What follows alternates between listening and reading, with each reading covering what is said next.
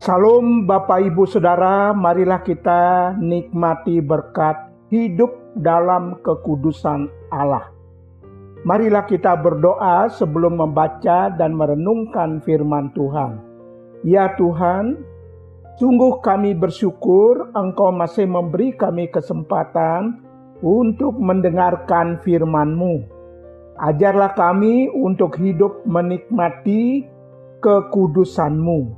Di dalam Tuhan Yesus kami berdoa. Amin. Bapak Ibu Saudara, firman Tuhan sudah tersedia. Marilah kita baca dan kita renungkan bersama. Firman Tuhan yang tertulis dalam Imamat 20 ayat 1 sampai 21. Marilah kita baca ayat 8 yang berkata demikian. Demikianlah kamu harus berpegang pada ketetapanku dan melakukan. Akulah Tuhan yang menguduskan kamu. Bapak Ibu Saudara dalam kasih Tuhan, pada waktunya setiap orang akan menerima keadilan dari Allah. Keadilan atas pelanggaran dan hukuman yang diterimanya. Keadilan Allah dinyatakan melalui tindakan keadilan dan tindakan hukum yang juga berlaku di dunia ini. Biarlah tindakan itu sejalan dengan keadilan, sejalan dengan hukum yang diletakkan di atas dasar kebenaran firman-Nya. Siapkah kita menerima keadilan Allah? Siap, tidak siap, harus siap.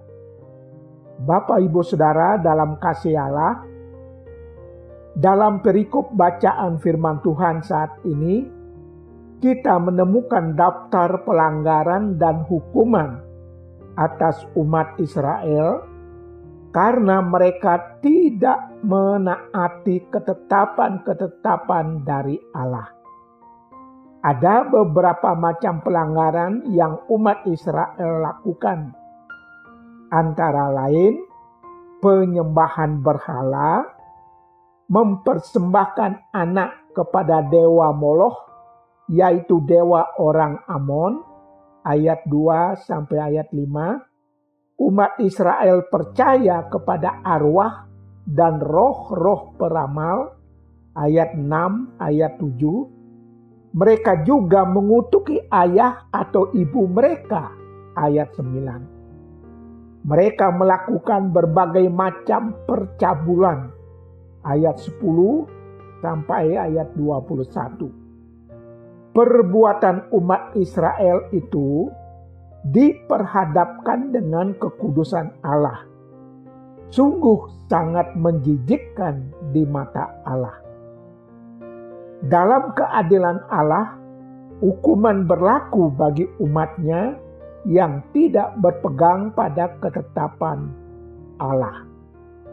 Mereka akan dilempar dengan batu atau dibakar atau dihukum mati.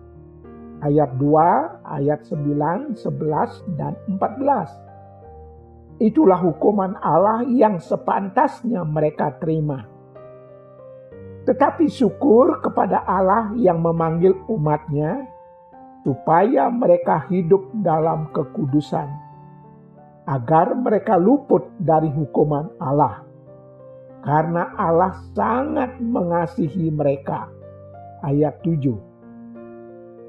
Sebagai respon atas kasih Allah, umat Israel harus mengasihi Allah dengan hidup dalam kekudusan.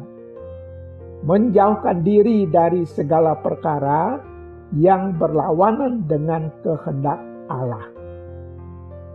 Sebagai umat yang telah diselamatkan, kita dipanggil hidup dalam kekudusan. Jelas firman-Nya meminta umatnya agar hidup kudus. Hiduplah sebagai anak-anak yang taat dan jangan turuti hawa nafsu yang menguasai kamu pada waktu kebodohanmu. Tetapi hendaklah kamu menjadi kudus di dalam seluruh hidupmu, sama seperti Dia yang kudus, yang telah memanggil kamu. Sebab ada tertulis, kuduslah kamu, sebab aku kudus. 1 Petrus 1 ayat 15 sampai 16. Untuk itu kita harus berpegang pada ketetapan-ketetapan dan melakukan ketetapan-ketetapan Allah itu dengan kesetiaan. Hidup sebagai anak-anak yang taat dan tidak menuruti hawa nafsu. Bapak, Ibu, Saudara di dalam Allah yang Maha Kudus, mari memeriksa hidup kita dengan bercermin pada peraturan-peraturan hidup kudus dari Allah. Adakah kita telah melanggarnya dengan tidak hidup kudus? Ingatlah, kita telah menjadi milik Allah oleh pengorbanan Kristus Yesus Tuhan.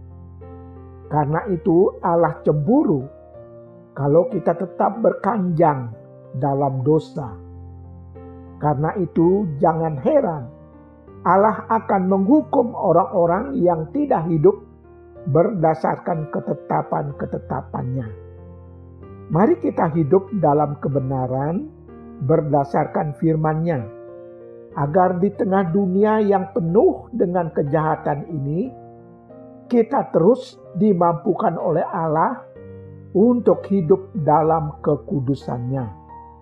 Dengan demikian, berkat pengudusan dari Allah menyertai perjalanan hidup kita. Tuhan memberkati kita. Amin.